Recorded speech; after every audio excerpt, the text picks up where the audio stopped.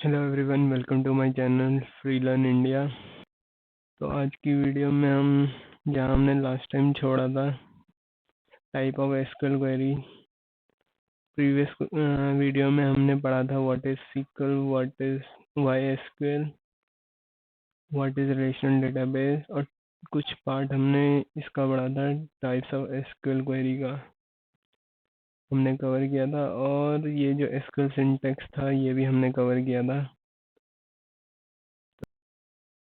इसी को कंटिन्यू करते हैं, टाइप्स ऑफ एसक्यूएल क्वेरी को, और उसके साथ साथ एसक्यूएल सिंटैक्स भी हमारा कवर होता रहेगा।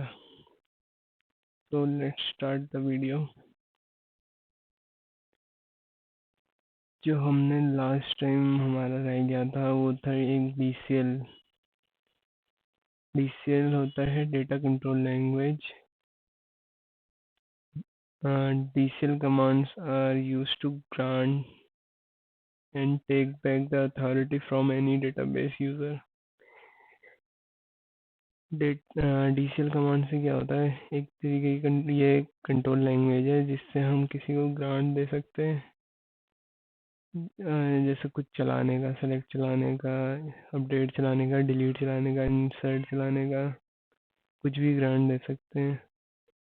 या उन जो दिए हुए ग्रांट्स हैं उनको हम वापस भी ले सकते हैं डेटाबेस यूजर से।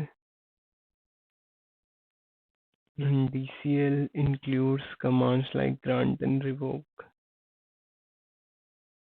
which are useful to give rights and permissions. Basically DCL commands rights और परमिशन देने के लिए होती है, और इसमें दो तरीके की कमांड होती है, एक तो ग्रांट होती है और एक होती है रिवोक। ग्रांट हमारी ग्रांट देने के लिए कि क्या जो यूज़र है उसको क्या क्या चला सकता है, कौन सी कमांड। और रिवोक जो है वो बेसिकली जो हमने ग्रांट्स दी हुई है कमांड की उनको हटाने के लिए होता है ये revoke. List of DCL commands दो तरीके की होती है, जैसे मैंने बताया, ग्रांट और दूसरी होती है रिवोक। ग्रांट और दूसरी हो गई रिवोक। सो ग्रांट कमांड क्या है? This command gives users access privilege to the database. जो ये कमांड है ये यूजर्स को एक्सेस देती है प्रिविलेजेस टू द डेटाबेस। किसी भी चीज का एक्सेस देती है कोई सी भी कमांड चलाने के लिए डेटाबेस की। और इसका सिंटैक्स कुछ इस तरीके का होता है, जैसे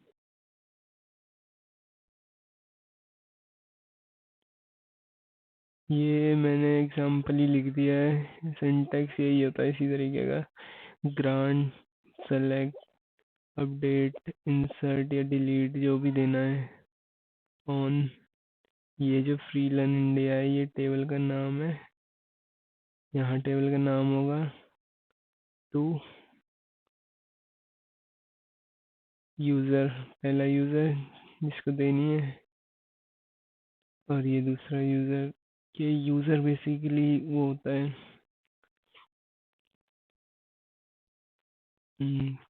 जैसे स्कीमा बनता है, ये सब बनते हैं वही होते हैं, उनको यूज़र कहते हैं। ठीक है, अब अगली आती है हमारी revoke. Revoke command, let me highlight it first. इसका कलर चेंज कर देते हैं, ये है रिवोक कमांड। रिवोक कमांड जैसे कि मैंने पहले ही बताया आपको कि रिवोक कमांड जो होती है वो जो हमने ग्रांट्स दी होती है उसको हटाने के लिए होती है किसी यूजर के ऊपर से। वही लिखा हुआ, this command withdraws the users access privileges given by using the grant command. तो इसका बेसिकली वही यूज होता है जो हमने इधर ग्रांट दी होती है उनको हटाने के लिए होता है। अगर हमें उससे ये जो जो ग्रांट हमने दी है उसको हटाना चाहते हैं तो या कोई जैसे सेलेक्ट, और अभी ऊपर वाले उसमें दी थी हमने खाली सेलेक्ट और अपडेट की, जैसे मैंने इंसर्ट नहीं देनी, मान लो इसमें मैंने इंसर्ट भी लिखा होता, यहाँ पे इंसर्ट भी लिखा होता,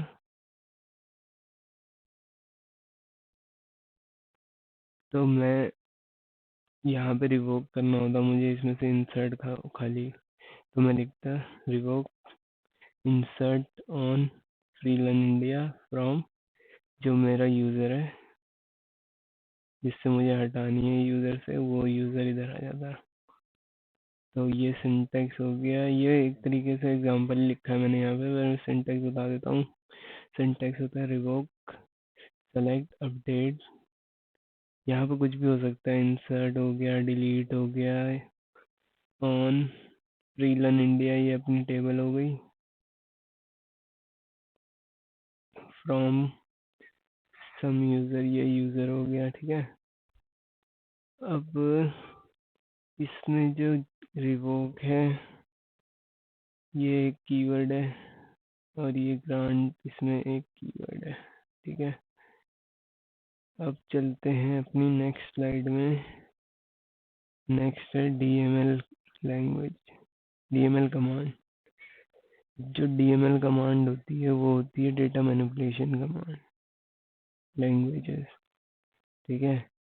डेटा मैनिपुलेशन, तो इसको हम ऐसे डिफाइन करते हैं, इसकी डेफिनेशन ये है, the SQL command that deals with manipulation of data present in the database belong to DML और data manipulation language, and this include most of the SQL. वैसी एसक्यूएल कमांड्स जो डील करती है, जो डेटा मैनिपुलेशन में काम आती है, जो कि प्रेजेंट होता है डेटाबेस में, which belongs to DML data manipulation language. और इसमें जो होता है, इसमें most of the SQL statements आ जाती हैं, ठीक है। अब इसका देखते हैं, it is a component of the SQL statement that controls access to the data and to the database. DML commands are used to modify the database. It is responsible for all forms of changes in the database. DML command जो होती है वो use होती है modify the database, database को modify करने के लिए, और ये रिस्पॉन्सिबल होती है कुछ भी चेंज हुआ डेटाबेस में, उसके डेटा में, इन विद इन डेटाबेस, तो उसके लिए यही रिस्पॉन्सिबल होती है DML commands. The command of DML is not auto-committed. That means it cannot permanently save all the changes in the database. They can be rolled back. जो DML command होती है वो ऑटो कमिटेड नहीं होती। Auto committed बोले तो अपने आप ही ऑटो सेव नहीं होती, ठीक है। जैसे DDL होती थी ना, वैसे ये वैसे नहीं होती। तो इसके लिए अलग से हमें लिखना पड़ता है, कमिट करना पड़ता है, सेव करना पड़ता है जो हमने चेंजेस किए उन्हें। That means it cannot permanently save all the changes in the database. Permanently save नहीं करता। मान लो मैंने इंसर्ट चला दी, ठीक है, इंसर्ट चला दी, अब दूसरा बंदा अपने सिस्टम में वो डेटा देखना चाहता है तो उसे दिखेगा नहीं जब तक अनलेस मैं उसे कमिट नहीं कर देता,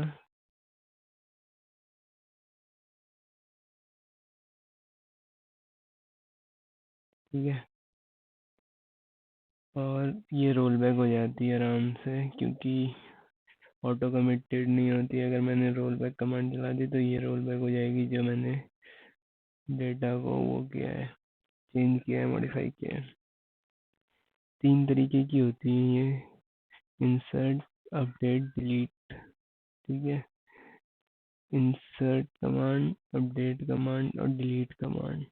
तो अब देखते हैं नेक्स्ट स्लाइड में। नेक्स्ट स्लाइड है इंसर्ट कमांड, ठीक है। इंसर्ट से जैसे कि आप समझ रहे हो, इंसर्ट क्या होता है, इंसर्ट करना किसी टेबल में, ठीक है। इंसर्ट मतलब डालना किसी टेबल में डेटा को, ठीक है। This command is used to insert data into the row of table. वही है कि मैं टेबल में डेटा डालना है तो उसको इंसर्ट कमांड यूज करूंगा मैं, इंसर्ट कमांड। अगर मेरे को डेटा डालना है टेबल में विद इन अ डेटाबेस। इसका सिंटैक्स देख लेते हैं। इंसर्ट इनटू टेबल नेम, ये कॉलम के नाम कितने भी हो सकते हैं, वैल्यूज कीवर्ड है, और जो वैल्यू है वो सारी वैल्यू मैं डाल दूंगा। अब आपको यहाँ ध्यान देने की यही जरूरत है, जो इसमें ये है इंसर्ट इनटू टेबल नेम, ये कीवर्ड, ये ध्यान रखना कि ये लिखना पड़ेगा ये पूरा, और उसके बाद वैल्यूज, ये कॉलम के नाम। ठीक है, अब ये ध्यान रखना कि यहाँ पे जितने कॉलम दोगे वो वैल्यूज के बाद भी उतनी वैल्यू देनी पड़ेगी, नहीं तो एरर आ जाएगा। वैल्यूज, यहाँ पे वैल्यू जो जितने भी यहाँ पे कॉलम देंगे उनकी वैल्यू, या एक दूसरा तरीका ये है insert into table name values. मेरे को अगर कॉलम सारे कॉलमों में इंसर्ट करना है, ठीक है, ये तो सिलेक्टेड कॉलम के इंसर्ट के लिए, अगर मुझे कुछ ही सिलेक्टेड कॉलम में इंसर्ट करना है, इन केस मेरे को सब में करना चाहता हूँ मैं, तो मैं उस केस में कॉलम का नाम देने जरूरत नहीं होता, बस ये लिखते हैं इंसर्ट इनटू टेबल नेम, और ये वैल्यूज, वैल्यूज लिखना जरूरी है, mandatory, value 1, value 2, value 3। But ये ध्यान रखना पड़ेगा इस केस में कि हमारा सीक्वेंस ना बिगड़े। जैसे कि अगर पहला कॉलम मान लो ये ये वैर कह रहा है, ठीक है, और वहाँ पे कॉलम जो जिस कॉलम में ये जा रही है वो नंबर है, तो ये इंसर्ट नहीं हो पाएगी, एरर थ्रो कर देगा ये, क्योंकि यहाँ से हम वैर कर भेज रहे हैं, वहाँ पे हम भेज रहे हैं, वहाँ पे डेटाबेस में उसका कॉलम नंबर है, तो वो इंसर्ट नहीं हो पाएगी, वो उस केस में गलत हो जाएगा। तो अब एग्जांपल देख लेते हैं, जैसे कि टेबल है अपनी फ्रीलन इंडिया, तो उसी में इंसर्ट करेंगे इंसर्ट इनटू फ्रीलन इंडिया। ये मेरे कॉलम के नाम हो गए, मैं लिमिटेड नंबर ऑफ कॉलम में वैल्यू डालना चाहता हूँ, तो रोल नंबर, फर्स्ट नेम और लास्ट नेम, ये अपने कॉलम हो गए। अब इसमें मैं वैल्यू डालना चाहता हूँ, तो वैल्यूज, ठीक है, वैल्यूज अपना कीवर्ड 60, ये मैंने इसमें वैल्यू डाल दी, जैसे रोल नंबर में जाएगा 60, फर्स्ट नंबर में जाएगा टॉम, और लास्ट नंबर में जाएगा, लास्ट नेम में जाएगा एरिक्सन। ठीक है, अब आते हैं नेक्स्ट स्लाइड में, जो कि है अपडेट कमांड। अपडेट से तो आप देख ही रहे हो, समझ ही आ रहा होगा, कुछ चीज को अपडेट कर रहे हैं। अपडेट मतलब बोल चेंज करना कुछ, ठीक है, एग्जिस्टिंग डेटा में चेंज करेंगे। This command is used to update और modify the value in the column in the table. ये कमांड बेसिकली यूज होती है अपडेट करने के लिए या मॉडिफाई करने के लिए वैल्यूज को इन कॉलम जो कि ऑलरेडी टेबल में पड़ी हुई है। ठीक है, अब इसका सिंटैक्स देख लेते हैं। अपडेट कीवर्ड हो गया, टेबल नेम, सेट कॉलम का नाम, ये कॉलम का नाम यहाँ पे देना पड़ता है, ये उसकी वैल्यू जो हमें सेट करनी है, नई वैल्यू। ये अगर मल्टीपल वो है कॉलम के नाम अपडेट करने हैं तो एक साथ कर सकते हैं, बस ये ध्यान रखना यहाँ पे बीच में कॉमा आ जाएगा। ये वैल्यू कॉलम का नाम और उसकी वैल्यू, कितनी भी वैल्यू हम सेट कर सकते हैं, बस ये ध्यान देना पड़ेगा, हमें कॉमा लगाते रहना पड़ेगा। फिर उसके बाद ये हो गया, उसके बाद वेयर क्लॉज आ जाता है, वेयर कंडीशन। ठीक है।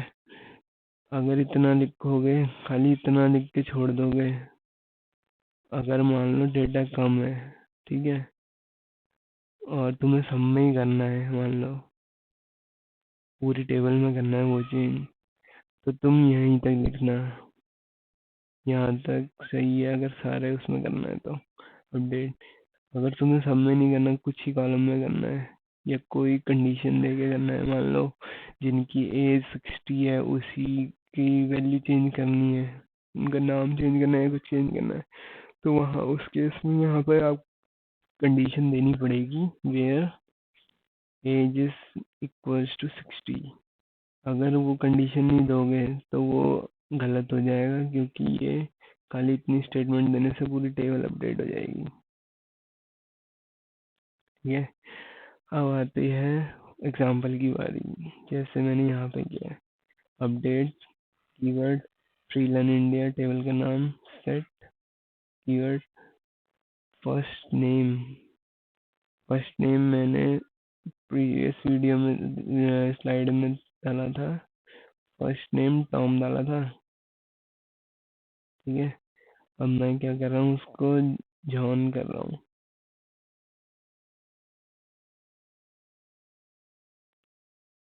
लास्ट नेम मैंने डाला था रिसन विक, लास्ट नेम भी चेंज कर रहा हूँ। ठीक है, उसके बाद वेयर क्लॉज देखा मैंने, वेयर क्लॉज यहाँ पे लगाई क्योंकि मेरे को बस उसी रोल नंबर का करना है। अगर मैं वेयर क्लॉज नहीं लगाता वो पूरी टेबल में कर देता, सारे सबका नाम सेम कर देता, फर्स्ट नेम और सेकंड लास्ट नेम। तो मैंने वेयर क्लॉज लगाया, वेयर कंडीशन में लिखा रोल नंबर जिसका 60 है, उसी डेटा को बस वो अपडेट कर दे। अब आते हैं नेक्स्ट कमांड में, ये है हमारी डिलीट कमांड। डिलीट कमांड है ये, जैसे कि आपको नाम से ही पता चल रहा है, डिलीट का मतलब क्या होता है, हटा देना, डिलीट कर देना। ये तो नॉर्मल लैंग्वेज है, समझ आ जानी चाहिए।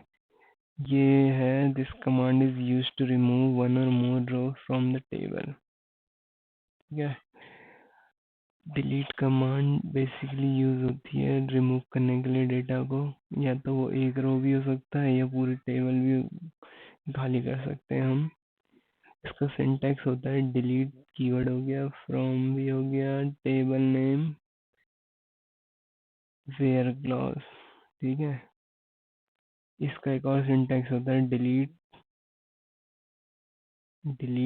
उसमें टेबल ये फ्रॉम नहीं आता। ठीक है, अगर फ्रॉम नहीं भी लिखोगे तब भी चल जाएगी। Delete table name where, condition दे दो, अगर तुम कोई कंडीशन नहीं देनी, सारा डेटा डिलीट करना है, तो डिलीट फ्रॉम टेबल नेम लिख दो या डिलीट टेबल नेम, तो वो क्या करेगा, सारा डेटा डिलीट कर देगा। एग्जाम्पल देख लेते हैं, डिलीट फ्रॉम फ्रीलान इंडिया। अब मैं एक रिकॉर्ड कर रहा हूँ, ठीक है, डिलीट पर्टिकुलर रिकॉर्ड कर रहा हूँ based on the condition.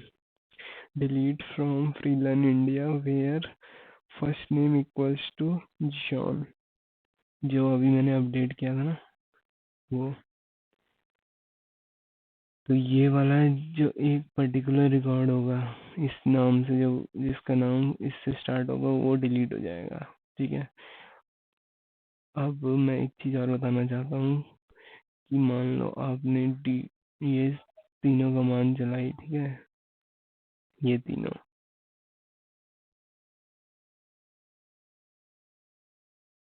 Command चलाई, ठीक है, ये तीनों कमांड। अब इनको चलाने के बाद अगर आपने कमिट नहीं किया, ठीक है, कमिट नहीं किया तो वो सेव नहीं हो पाएगा डेटाबेस में। सेव आपको चेंजेस दूसरे अगर सिस्टम से देखोगे तो रिफ्लेक्ट नहीं होंगे दूसरे उससे देखोगे तो आपको वो चेंजेस रिफ्लेक्ट नहीं होंगे, क्योंकि आपने उसको अभी तक सेव नहीं किया, बस अपने सेशन में ही वो कर रखा है, उसे चला के रखा हुआ है। और वो उस कंडीशन में जब आपने ये लगाई होगी, ये तीनों कमांड चलाई होगी, तो उस कंडीशन में अगर आपने कमिट नहीं किया होगा तो उस रिकॉर्ड पे, जिस भी रिकॉर्ड होगा, तो उस पे लॉक लग गया होगा। लॉक, अगर कोई कंडीशन नहीं दी होगी, मान लो इन दोनों में कोई कंडीशन नहीं दी, ठीक है, वेयर क्लॉज नहीं दिया, तो तब पूरी टेबल में लॉक लग जाएगा, क्योंकि हम तो पूरी टेबल को अपडेट कर रहे हैं ना। लॉक के बारे में बताऊंगा कैसे पता चलता है आने वाली वीडियो में। लॉक मतलब ये होता है कि मान लो मैंने चला दी है अपडेट और डिलीट कमांड, चला दी कोई सी भी, अब मैंने कमिट नहीं करा, तो क्या होगा, वहाँ से एक और दूसरा बंदा चलाएगा दूसरे सेशन में। अब मेरे सेशन में तो इसमें लॉक लग रखा है, और दूसरा बंदा इसको एक्सेस करने की कोशिश करेगा या कुछ मॉडिफाई करने की कोशिश करेगा, उसका क्या होगा, कमांड चलती रहेगी लूप में, वो फ्रिंग होती रहेगी, होती रहेगी, होती रहेगी। वो मतलब कमांड एग्जीक्यूट ही नहीं होगी, बस वो घूमती रहेगी।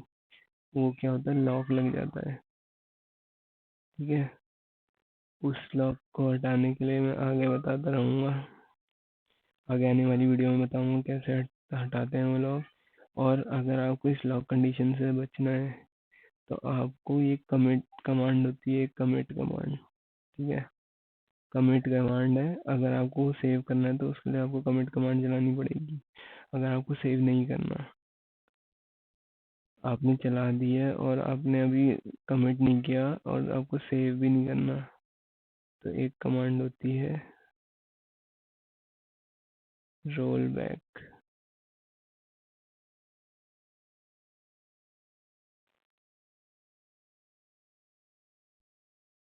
ठीक है। सेव नहीं करना आपको, बस आपने गलती से कर दिया है या आपको सेव नहीं करना, अगली बार कुछ चेंज करने के बाद, दूसरा चेंज करने के बाद आपको अब वो करना है, कमिट करना है, तो पहले आपको रोल बैक करना पड़ेगा, ठीक है।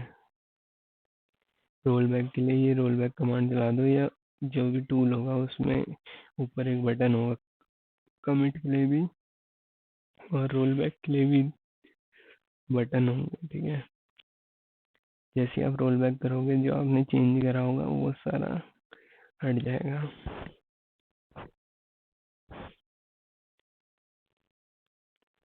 अब आते हैं, नेक्स्ट कमांड है अपनी TCL, ट्रांजैक्शन कंट्रोल लैंग्वेज।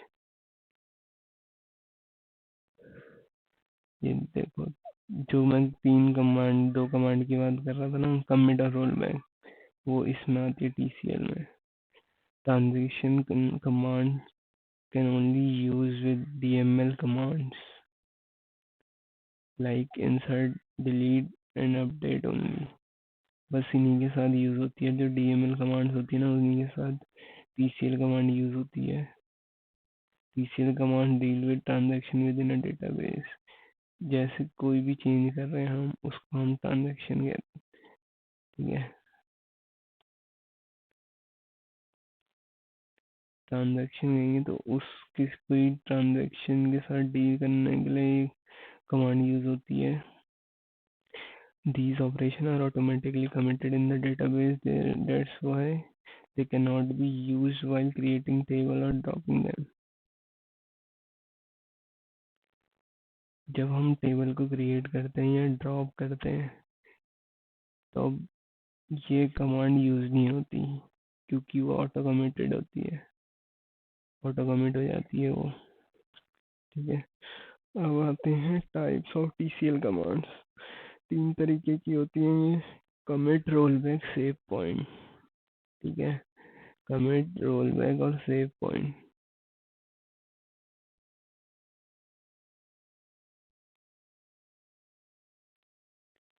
पहली कमांड है कमिट।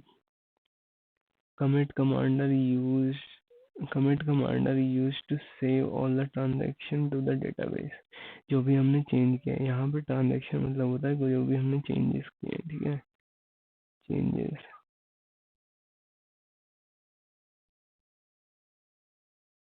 ठीक है, चेंजेस होते हैं मतलब जो भी हमने चेंजेस किए हैं डेटाबेस में उनको सेव करने के लिए यूज होता है टीसीएल का कमिट कमांड, क्योंकि टीसीएल कमांड टीसीएल क्वेरी का पार्ट है। सिंटैक्स इसका मैंने बताया था, ये कमिट होता है, बस ये ध्यान रखना कमिट के बाद आपको ये देना है, ठीक है, सेमीकोलन। सेमीकोलन तो हर कमांड के बाद देना है, ये बस याद रखना। एक एग्जांपल मैं बताता हूँ, ये कर रहा है delete from student where roll number equals to 60, ठीक है। अब जैसी ये कमांड चलेगी बस इतनी, ये डिलीट तो कर देगा लेकिन वो बस आप ही के जो सेशन अभी खुला होगा पर्टिकुलर उसी में रिफ्लेक्ट करेगा वो, बाकी दूसरे के किसी और के सेशन में वो रिफ्लेक्ट नहीं करेगा जब तक आप उसको सेव नहीं करोगे। और सेव करने के लिए क्या करते हैं, कमिट, ये कमिट कमांड चला देते हैं, वो सेव हो जाता है। नेक्स्ट है roll back command. Roll back command भी टीसीएल क्वेरी की अंदर ही आता है। Rollback command is used to undo transactions that have not already been saved to the database। जब मैंने बताया था ना, रोलबैक कमांड तभी चलती है जब हमने कोई चीज कमिट ना करी हो, ठीक है, तो वही लिखा है rollback command is used to undo transaction, जो भी हमने चेंजेस किए हैं उसको वापस से वैसी करने के लिए, that have not already been saved into the database, जो कि ऑलरेडी डेटाबेस में सेव नहीं है, ठीक है। इसका सिंटैक्स होता है रोल बैक और इसमें भी सेमीकोलन लगता है लास्ट में। ये ध्यान रखना है एसक्यूएल की जितनी भी कमांड होगी ना ओरेकल एसक्यूएल की, उनमें लास्ट में सेमीकोलन लगना जरूरी है, ठीक है। अब एग्जांपल देख लेते हैं, delete from customers where age equals to 60। अब मैंने ये चलाई, ठीक है, ये कमांड चलाई, ये चलाई तो मैंने जो जो जिस सेशन में मैं काम कर रहा हूँ उसमें उसको चेंजेस दिख जाएंगे, ठीक है, चेंजेस दिखेंगे लेकिन दूसरे उसमें नहीं दिखेंगे क्योंकि मैंने अभी तक कमिट नहीं किया है। अब मान लो मेरे को इसको नहीं करना था डिलीट, रोल नंबर एज जिसकी 70 है उसको डिलीट करना था। अब मैंने तो ये डिलीट कर दिया पर लेकिन मैंने अभी तक कमिट नहीं किया, तो मुझे चेंजेस को हटाने के लिए वापस से जैसा पहले था वैसे करने के लिए रोल बैक का यूज करेंगे, ठीक है। रोल बैक जैसे करूँगा वो जो 60 वाला डिलीट हुआ था वो वापस से उसमें आ जाएगा, और एक बार रोल बैक चल गया तो फिर कमिट चलाने की जरूरत नहीं है, क्योंकि कमिट ये रोल बैक क्या करेगा, वो उसको वापस से वैसे करके ही दिखाएगा, कुछ चेंज नहीं होगा। और जब हमारा लॉक लगा होगा, क्योंकि हमने पहले तो ये चलाई थी ऊपर वाली कमांड चलाई थी, और इसका अभी हमने कमिट नहीं किया हो तो तब तक के लिए उसमें टेबल में ही लॉक लग जाएगा। तो उसको रिलीज करने के लिए हमने रोल बैक करना मैंडेटरी है। अगर मैं इसको रोल बैक नहीं करूँगा और 70 वाले को डिलीट करना चाहूँगा तो वो टाइम लेगा और घूमता रहेगा, लॉक लग गया उसमें। तो ये रोल बैक, जैसी मैं रोल बैक वाली कमांड चलाऊंगा ये जो लॉक है ये हट जाएगा और जो पहले डेटा जैसे था वैसे ही रहेगा। अगला है command save point. It is used to roll the transaction back to the certain point without rolling back entire transaction। ये कमांड में क्या होता है, ये रोल बैक दिस कमांड, ये कमांड यूज होती है roll the transaction back to the certain point without rolling back the entire transaction, ठीक है। This command help you to set the save point within a transaction. तो इसका syntax होता है save point name. ठीक है, example देख लेते हैं। सेव पॉइंट इसका कीवर्ड हो गया और ये हो गया फ्रीलन इंडिया। अब मैंने मान लो कोड लिखा है, ठीक है, और वहाँ पे बीच में मेरे को अपडेट लिख दी है, उसके बाद मैंने ये लिख दिया सेव पॉइंट बना दिया उसमें। तो क्या होगा, उसके नीचे भी जहाँ पे मैंने बनाया उसके नीचे भी अपडेट डिलीट या कुछ भी लिखा हुआ है। अब मैं क्या करूँगा, मैंने ये सेव पॉइंट बना रखा है। अब मैं मान लो करा roll back to save point, roll back करा मैंने, वहाँ पे देना होता है roll back to save point. जो सेव पॉइंट तक होगा उतने तक रोल बैक हो जाएगा। वही लिखा हुआ है इधर देखो, it is use to roll the transaction back to a certain point without rolling back the entire transaction. किसी सर्टेन पॉइंट तक उस ट्रांजेक्शन को वापस से वैसे ही कर देना without rolling back the entire transaction, बिना पूरी ट्रांजेक्शन को रोल बैक करेगा। ठीक है, आगे इसके बारे में भी पढ़ेंगे, मैं बताऊंगा कि कैसे लगाते हैं इसको। अब आते हैं DQL। DQL होता है data query language. Data query language होती है, data query language is used to fetch the data from the database.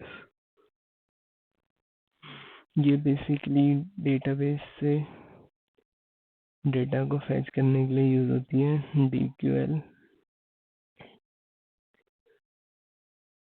इसमें जो है एक ही कमांड आती है, वो होती है सेलेक्ट। सेलेक्ट से तो अब नाम से ही पता चल रहा है, किसी रिकॉर्ड को चुनना, सेलेक्ट करना मतलब चुनना। तो इसमें क्या होता है, select command, this is the same as the projection operation of a relational algebra. It is used to select the attribute based on the condition described by where clause। ये यूज होती है सेलेक्ट करने के लिए attributes को, columns को, based on condition described by where clause. Where clause में जो हमने कंडीशन डिफाइन करी होगी उनके बेस पे ये डेटा को उठाती है।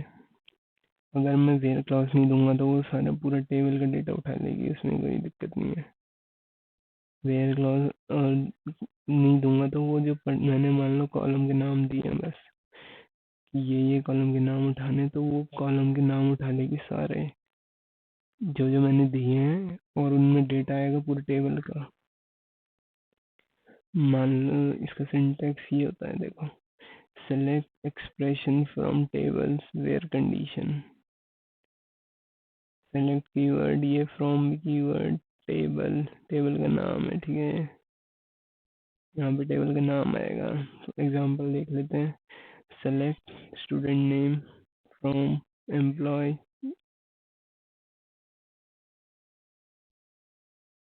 Where roll number equals to 60। यहाँ पे ये एम्प्लॉय नहीं होगा,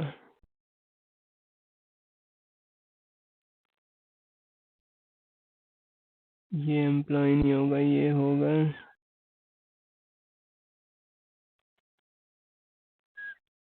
students.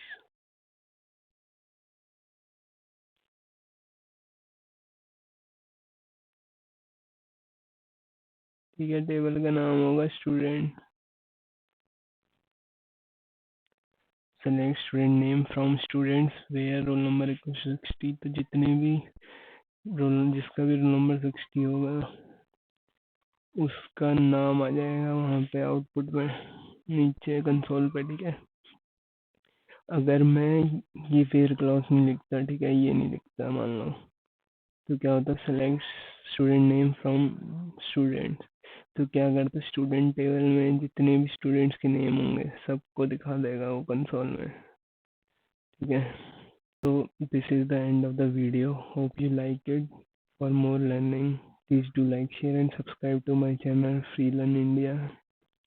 and also share it with your friends and relatives. Thank you.